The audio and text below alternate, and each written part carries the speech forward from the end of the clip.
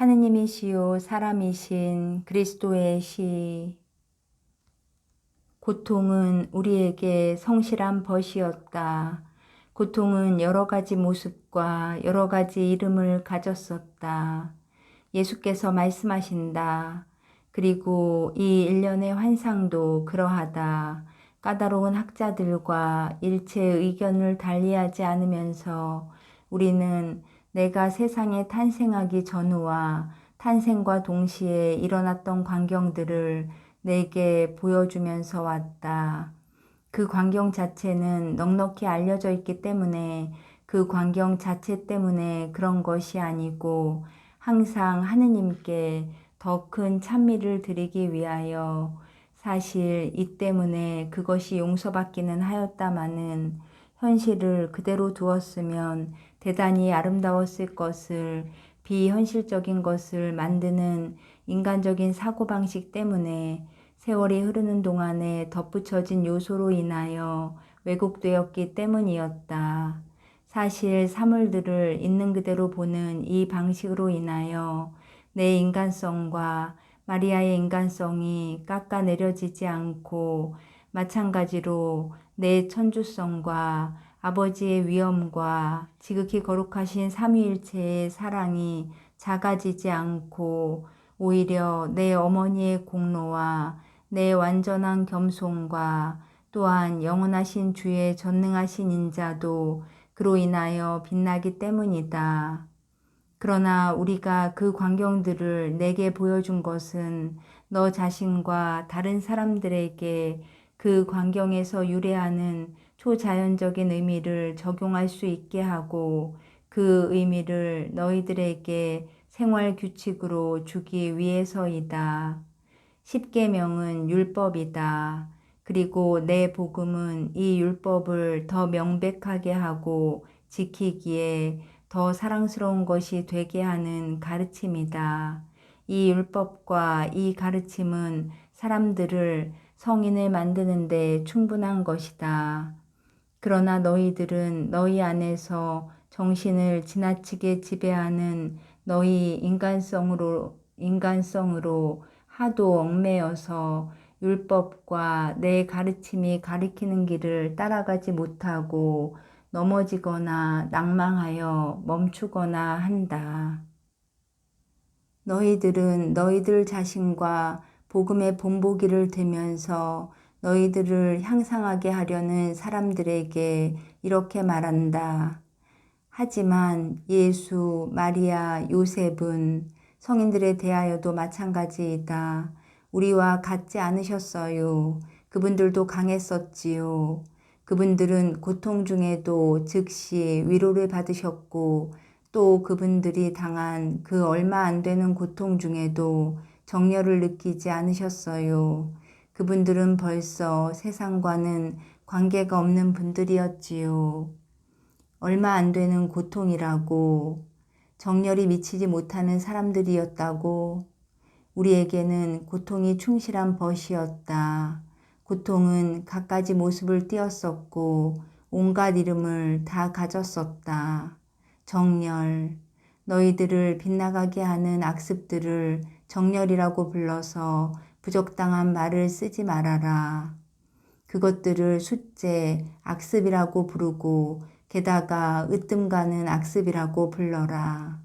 이러한 악습들을 우리가 몰랐다고는 말할 수 없다. 우리는 눈과 귀가 있어서 보고 들을 수 있었고 또 사탄은 행동 중에 있는 이 악습들을 그 추잡스러움과 아울러 보여주고 그의 암시로 우리를 유혹하면서 이 악습들을 우리 앞과 우리 주위에 내보이곤 하였다. 그러나 의지가 하느님의 뜻에 맞겠다는 의향으로 긴장해 있었기 때문에 그 추잡스러움과 그 암시가 사탄이 꾀하던 목적을 달성하지 못하고 그와 반대되는 결과를 가져왔었다. 그리고 사탄이 악착스럽게 굴면 그럴수록 우리는 그가 우리 육체와 정신의 눈에 내보이는 더러운 암흑에 대한 혐오로 하느님의 빛 속으로 더욱더 피해 들어갔었다. 그러나 철학적인 의미로서의 정열은 우리 안에서 느끼고 있었다. 우리는 고향을, 나자렛이라는 작은 도시를 팔레스티나의 다른 도시들보다 더 사랑하였다. 우리는 우리 집과 친척과 친구들에 대하여 애정을 느꼈다. 왜 우리가 그런 감정들을 느껴서는 안 되었겠느냐. 그러나 하느님 외에는 아무것도 우리의 주인이 될 수 없었기 때문에 우리는 그 감정들의 노예가 되지는 않았다. 우리는 그것들을 좋은 동반자를 만들었다. 내 어머니는 한 4년 뒤 나자렛으로 돌아왔을 때 자기 집으로 돌아와 그가 예 하는 말로 자기의 태를 열어 하느님의 배아를 받았던 방벽에 입맞추었을 때 기쁨의 함성을 질렀다. 요셉은 그의 친척들과 더 많아지고 커진 조카들에게 기쁘게 인사하였다. 요셉은 동양인들이 그를 기억하고 즉시 그의 능력 때문에 부탁을 하는 것을 확인하고는 좋아하였다. 나도 우정에 민감하였고 유다의 배반 때문에는 정신적으로 십자가에 못 박히는 것 같은 고통을 느꼈다. 그러나 그렇다고 내 어머니도 요셉도 집과 친척들에 대한 그들의 사랑을 하느님의 뜻보다 앞세우지는 않았다. 그리고 나는 그런 말을 해야 할 때에는 히브리인들의 미움이나 유다의 원한을 살 수 있는 말들을 참지 않았다. 돈만 있으면 얼마든지 그를 나에게 집착하게 할 수 있다는 것을 구속자로서의 나에게가 아니라 부유한 나에게 집착하게 할 수 있다는 것을 알았고 그렇게 할 수도 있었을 것이다. 빵을 많아지게 한 나는 내가 원하기만 했으면 돈을 많이 생기게 할 수도 있었다.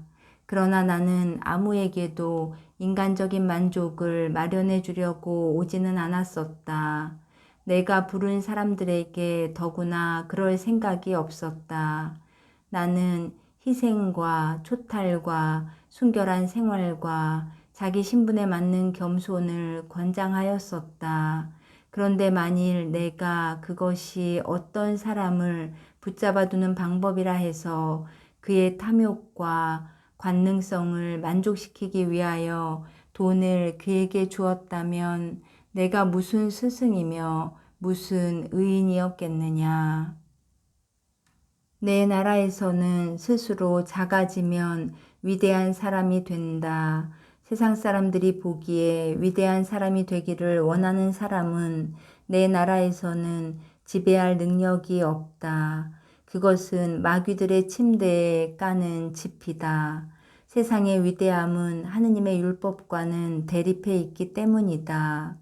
세상 사람들은 거의 언제나 부정한 방법으로 가장 좋은 자리를 독점할 줄 아는 사람들을 위대한 사람들이라고 부른다. 그렇게 하기 위하여 그들은 이웃을 발판으로 써서 이웃을 발로 밟고 그 위에 올라선다. 지배하기 위하여는 죽일 줄을 정신적으로나 육체적으로 죽일 줄을 알고 자리들을 강탈하거나 나라들을 정복하며 남에게서 개인적이거나 집단적인 재산을 빼앗아서 자기 자신들이 부자가 되는 자들을 세상 사람들은 위대한 사람이라고 부른다. 아니다. 위대함은 죄악과 양립하지 못한다. 위대함은 착함과 정직과 사랑과 정의에 들어있다. 너희들의 위대한 사람들이 어떤 독이든 과일을 너희들에게 주는지 보아라. 그들은 그 열매들을 그들의 내적 정원의 악마적 퇴폐 속에서 따는 것이다. 내가 마지막으로 본 환상이 나는 그 환상에 대하여 말하고 싶지 그들에 관한 진실을 듣기를 원치 않는 세상 사람들에게 추천해도 소용없을 다른 것에 대하여 말하느라고 지체하고 싶지는 않기 때문이다. 이 마지막 환상은 마테오 복음에 두 번 말한 어떤 특별한 점을 두 번 되풀이한 어떤 구절을 해명한다. 일어나 아기와 아기 어머니를 데리고 에집트로 피신하여라. 일어나 아기와 아기 어머니를 데리고 이스라엘 땅으로 돌아가라. 그런데 나는 마리아가 자기 방에 아기만 데리고 혼자 있는 것을 보았다. 마리아는 자기들이 진창이고 부패인 만큼 자기들과 같은 인간이 날개와 빛이 될 수 있다는 것을 인정하지 않고 아기를 낳은 후에 마리아의 동정과 요셉의 순결을 인정하지 않는 사람들에게서 많은 공격을 받는다. 그들은 지극히 부패한 자기들의 영혼과 육체로 인해서 더럽혀진 자기들의 정신이 너무 타락하여 여자에게서 육체를 보지 않고 영혼을 봄으로써 그를 존경할 수 있다는 것을 생각하지 못할 지경이 되었고, 육체적인 것이 아니라 숭고한 것을 원하면서 초자연적인 분위기에서 살 수 있을 만큼 자기를 들어 올릴 수 없을 지경이 되어버렸다. 자, 그러면 나는 최고의 아름다움을 부인하는 저자들에게, 나비가 될 수 없는 벌레들에게, 그들의 정열의 점액으로 더러워지고 백합의 아름다움을 이해할 수 없는 파충류 같은 비열한 사람들에게 말한다. 마리아는 동정녀였고 동정녀로 남아 있었으며 그의 영이 오직 하느님의 성령과 결합한 것과 같이 그의 영혼만이 요셉과 결혼하였다고. 마리아는 성령의 작용으로 외아들을 잉태하여 가졌었으니 그것은 하느님과 마리아의 외아들인 나 예수 그리스도이다. 이것은 내 어머니라는 복된 여인에 대한 애정 곁들인 존경 때문에 나중에 피어난 전설이 아니고 하나의 진리이며, 이 진리는 초기에서부터 알려졌었다. 마테오는 다음 세기에 난 사람이 아니라 마리아와 동시대의 사람이었다. 마테오는 순진하고 보잘것없는 이야기를 믿기 잘하는 시시한 무식장이나 미개인이 아니었다. 그는 너희가 지금 세리라고 부르고 우리 시대에는 염세리라고 부르는 그런 사람이었다. 그는 보고 듣고 이해할 줄 알았고 진리와 오류를 구별할 줄 알았다. 마테오는 사실들을 풍문으로 중간에 든 사람을 통하여 들은 것이 아니다. 그는 마리아의 입에서 정보들을 얻었다. 그는 스승과 진리에 대한 사랑으로 마리아에게 정보를 가르쳐 달라고 청할 결심을 하였던 것이다. 나는 마리아의 신성 불가침을 부인하는 사람들도 마리아가 거짓말을 할 수 있었다고 생각하리라고는 믿지 않는다. 내 친척들도 마리아가 다른 아이들을 낳았었더라면 그의 말이 거짓이라고 논박할 수 있었을 것이다. 야고보, 유다, 시몬, 요셉은 마테오와 동시대 사람이었다. 그러므로 마테오는 만일 여러 가지 설명이 있었다면 그것들을 쉽게 대조할 수 있었을 것이다. 그런데 마테오는 일어나 내 아내를 데리고 라고 한 번도 말하지 않고 아기 어머니를 데리고 라고 말한다. 그는 처음에 요셉과 약혼한 동정녀 마리아의 남편 요셉이라고 말하였다.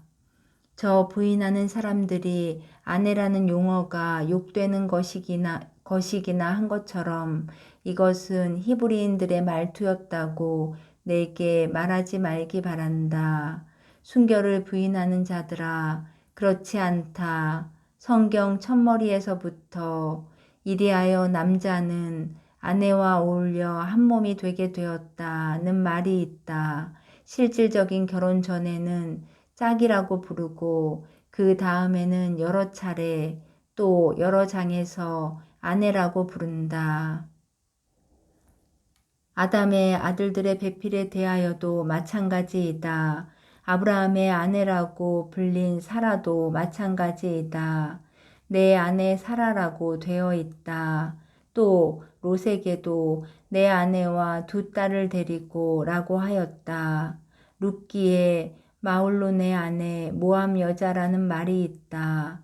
열왕기 상에는 엘가나는 두 아내를 거느렸다 라는 말이 있고 더구나 그리고 엘가나가 그의 아내 안나와 동침하였다는 말이 있고 또 엘리야가 엘가나와 그의 아내에게 축복하였다는 말이 있다. 그리고 역시 열왕기에 히타이트 사람 우리아의 아내 벳사베가 다윗의 아내가 되어 그에게 아들을 낳아 주었다는 말이 있다. 또 교회에서 너희들에게 결혼 생활에서 거룩하게 지내라고 권고하기 위하여 너희들의 결혼식 때에 노래하는 아름다운 책인 토비트에는 어떤 말이 있느냐? 이런 말이 있다. 그런데 토비트가 자기 아내와 아들을 데리고 왔을 때 또 토비트는 그의 아들과 아내와 같이 도망할 수가 있었다. 그리고 복음서에 즉 그리스도 시대에 현대어로 쓰던 시대, 그때로서는 현대어로 쓰던 시대, 따라서 베껴 쓰는데 착오가 있을 수가 없던 시기에 바로 마테오복음 22장에 이런 말이 있다. 첫째가 아내를 얻었다가 죽어서 그의 아내를 아우에게 남겨주었다고 말이다. 또 마르코복음 10장에 아내를 버리는 사람이라는 말이 있고 루카는 4번 계속해서 엘리사벳을 드가리아의 아내라고 부르고 8장에는 쿠자의 아내인 요한나라는 말이 있다. 너희들이 보다시피 이 명사는 주의 길을 걸어가는 사람들에 의하여 금지된 단어가 아니었고 하느님과 그분의 놀라운 업적이 화제에 올랐을 때에는 말해서 안 되고 더구나 써서는 안 되는 불결한 단어가 아니다. 그러니까 천사가 아기와 아기 어머니를 하고 말할 때 마리아가 요셉의 아내는 아니면서 예수의 친어머니였다는 것을 너희에게 증명하는 것이다. 마리아는 언제까지나 요셉의 동정녀인 아내로 있을 것이다. 이것이 이 환상이 마지막 교훈이다. 이것은 마리아와 요셉의 머리 위에서 빛나는 후광이다. 침범되지 않은 동정녀, 순결하고 의로운 남자, 이들은 두 송이의 백합이었으니 나는 그 가운데에서 오직 순결의 향기 이야기만 들으면서 컸다. 작은 요한, 마리아 발도르따야, 내게는 자기 집과 고향을 억지로 떠나게 된 마리아의 가슴을 찢는 듯한 고통에 대하여 말해줄 수 있을 것이다. 그러나 말이 필요 없다. 그것이 어떤 것인지 내가 알고 있으며 내가 그 때문에 죽도록 괴로워한다. 내 고통을 다오. 나는 그것만을 원한다. 그것이 내가 내게 줄 수 있을 다른 어떤 것보다도 나은 것이다. 마리아야, 오늘은 금요일이다. 내 십자가를 질 수 있게 골고타에서 내 고통과 마리아의 고통을 생각하여라. 평화와 우리의 사랑이 너와 함께 남아있다.